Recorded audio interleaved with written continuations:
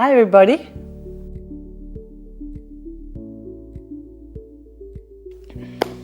Hands on, hands off. Before you choose that real estate investment, you need to understand how actively involved you want to be in your real estate investing. If you choose the wrong investment, and it is a really hands-on investment, it is going to turn out to be your worst nightmare. It'll bug you, it'll bother you, it'll irritate you, and you will sell your property. So how hands-on or hands-off do you want to be?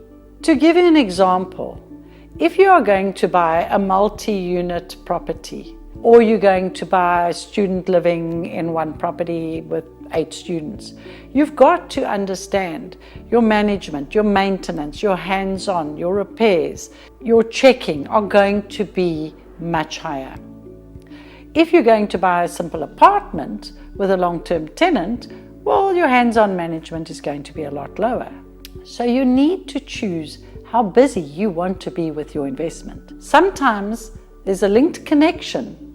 Sometimes there's a connection between how much profit you're going to earn and how hands-on you're going to be. This is your choice.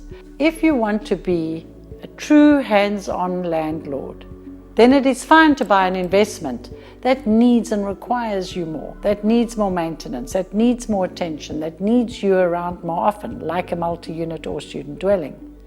On the other hand, if you're busy, you just want your investment to work for you while you're doing whatever else you are doing, then go for the easier type of investments like a house or an apartment where you don't have to physically be there very often, or you don't have to physically attend to much very often.